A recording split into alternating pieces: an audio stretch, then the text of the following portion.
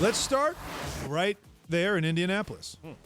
So the Colts, my good friend Mike Wells, who covers the Colts, wrote a story about how they're still trying to figure out what the fate of Carson Wentz will be with the franchise. GM Chris Ballard had this to say, Bart, and I'm going to need you to translate. I don't have a direct answer for you. We're working through it. Jim, Mr. Irsay, and Frank and I will sit down over the next 10 days and figure out where it's going.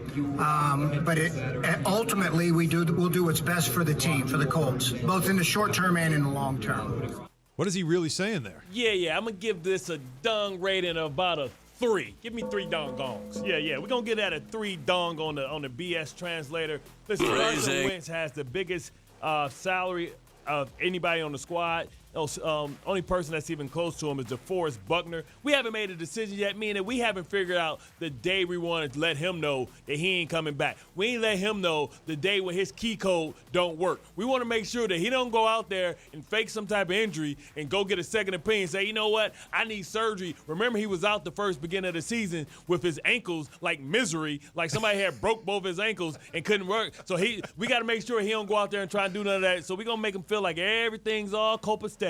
But he gone. Guess what? He has a dead cap number of $15 million. Mm-hmm. His cap hit is $28 million. For everybody out there listening, that means they saved $13 million.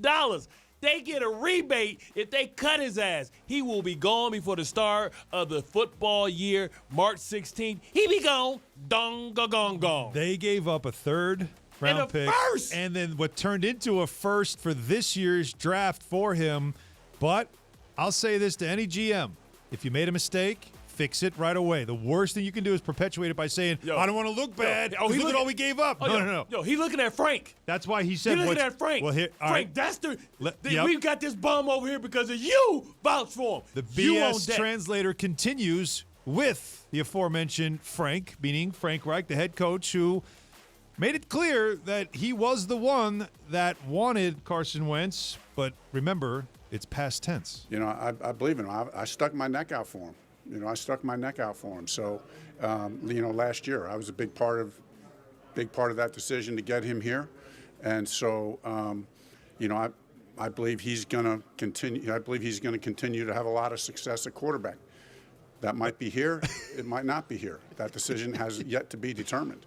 BS translator Bart Scott. Listen. First of all, I'm only going to give him a 1 gong. A 1 gong? And the reason I'm going to give Frank a 1 gong is because he owned it. He said, listen, I was a big part of why he did. I stuck my damn neck out of him. I'm pinning cases on all you. This is the thanks I get. I started this barbecue stuff. How dare you? I stuck my neck out for you. And this what? You throwing alley-hoops, hook shots for touchdowns? Like, what are you doing? You throwing hook shots. You lost to Jacksonville, man.